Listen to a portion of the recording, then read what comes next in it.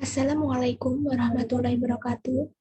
Perkenalkan, saya Aprilia Widiawati, biasa dipanggil April, dari kelas Kimia A, dengan NIM 210603110021.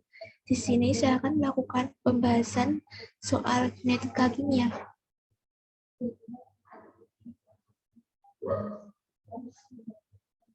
Nah, ini. Yang pertama, jelaskan apa yang dimaksud dengan hukum laju suatu reaksi. Nah, hukum laju suatu reaksi adalah persamaan yang menghubungkan laju reaksi dengan konstanta laju dan konsentrasi reaktan. Didapatkan persamaan sebagai berikut ini. Nah, hukum laju reaksi dapat digunakan untuk menghitung laju suatu reaksi melalui data konstanta laju reaksi dan konsentrasi reaktan. Hukum laju reaksi juga dapat digunakan untuk menentukan konsentrasi reaktan setiap saat selama reaksi kimia berlangsung. Kita akan mempelajari laju reaksi dengan order reaksi 1, 2, dan 0. Kemudian soal yang kedua yaitu apa yang dimaksud dengan order reaksi. Order reaksi adalah jumlah dari pangkat-pangkat setiap konsentrasi reaktan yang ada di dalam hukum laju. Penentuan order reaksi tidak dapat diturunkan dari persamaan reaksi, tetapi hanya dapat ditentukan berdasarkan percobaan. Nah, jadi tanpa percobaan ini penentuan order reaksi tidak dapat diturunkan. Kemudian soal selanjutnya. Konstanta laju dari reaksi order pertama ialah 66 detik pangkat min 1. Bagaimanakah konstanta lajunya dalam satuan menit? Nah, ini diketahui. K sama dengan 66 S pangkat min 1. S ini sekon atau detik. Nah, ditanya dalam satuan menit. Nah, kita kan tahu bahwa 1 menit itu 60 sekon. Nah, faktor konversinya 60 sekon per 1 menit. Nah, jadi tinggal kita kalikan saja konstanta laju dengan faktor konversi untuk mendapatkan konstanta laju yang dinyatakan dalam satuan menit. Nah, konstanta laju sama dengan 66 S pangkat min 1 dikalikan 60 S menit pangkat min 1 sama dengan, nah ini didapatkan hasil 3.960 per menit. Kemudian soal selanjutnya, perhatikan reaksi A plus B membentuk produk. Dari data berikut diperoleh pada suatu suhu tertentu. Tentukan order reaksi dan hitunglah konstanta lajunya. Nah, ini kan ada data percobaannya. Nah, ini ditanya order reaksi dan konstanta lajunya. Nah, kita cari satu persatu. Pertama, kita cari order reaksi. Nah, untuk mencari order reaksi ZA, kita harus memilih data konsentrasi ZB yang sama. Jika kita mencari yang dicari A, maka yang harus sama itu yang B. Jadi R1 per R3 sama dengan K1 per K3 sama dengan A1 per A3 pangkat X dikalikan B1 per B3 pangkat Y. Nah, di sini harga K1 sama dengan K3. Nah, tinggal kita masukkan saja pada rumusnya. R1 dan R3-nya, laju satunya kan 3,20 kali 10 pangkat min 1. Nah, laju 3-nya 6,40 kali 10 pangkat min 1. Nah, ini tinggal kita bagi saja. Nah, A1 per A3-nya. A1-nya kan 1,50 per 3,00. Nah, yang B1-nya 1,50. Nah, yang B3-nya 1,50. Jadi tinggal kita tulis saja sesuai dengan rumus.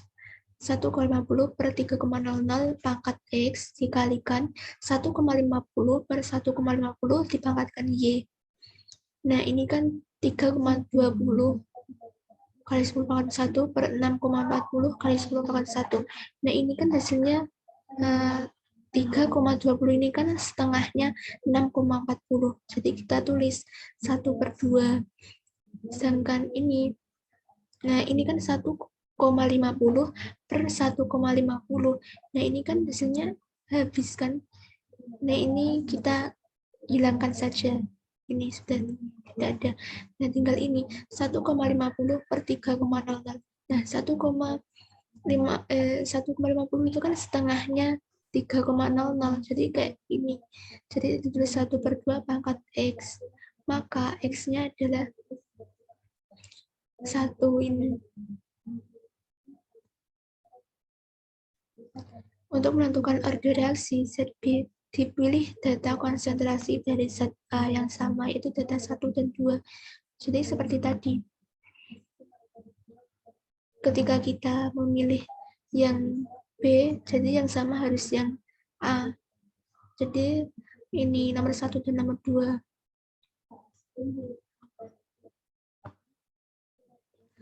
Ini R1 per R2 sama dengan K1 per K2. Ini B1 per B2 pangkat Y. Ini 3,20 kali 10 pangkat min 1 per 3,20 kali 10 pangkat min 1. Sama dengan 1,50 per 2,50 dipangkatkan Y. Nah, ini kan hasilnya 1. Ini 1,50 per 2,50.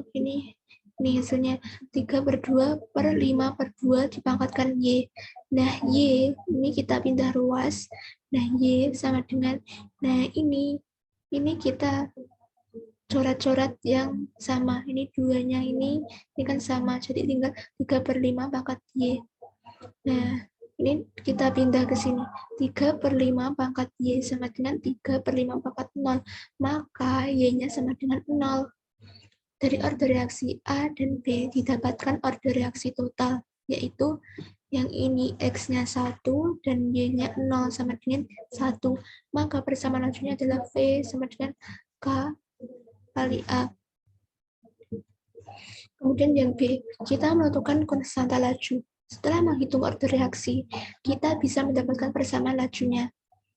Sehingga apabila menentukan konstanta lajunya, kita ambil dari satu nomor. Nah, ini persamaan laju R sama dengan K A. A1-nya 1,50, R1-nya 3,20 kali 10 pangkat min 1. Ditanyakan konstanta ya. Nah, dijawab R sama dengan KA. Nah, ini kita pindah ruas. Kan yang ditanya ini K, jadinya K-nya pindah sini. Nah, R-nya sini. R per A. Nah, ini kita tinggal masukkan saja. Ini kan R-nya 3,20 kali 10 pangkat min 1. M per S. Nah, ini terus dibagi, A-nya ini 1,50 M. Nah, ini kan sama MM. Ini kita coret-coret, jadinya ini dibagi, kemudian hasilnya 0,215. Maaf. Ini hasilnya 0,21 S sekon ya. Kemudian konstanta laju untuk reaksi orde kedua. Didapatkan ini reaksinya ialah 0,80 per meter detik pada 10 derajat Celcius. Nah, yang A-nya ini dimulai dengan konsentrasi 0,086 M. Hitunglah konsentrasi NOBR sesudah 22 detik. Nah, yang B, hitunglah waktu paruhnya apabila NOBR 0,072 M dan NOBR 0 kemudian 0,054 M. Nah, ini yang A-nya. Hitung konsentrasi NOBR sesudah 22 detik.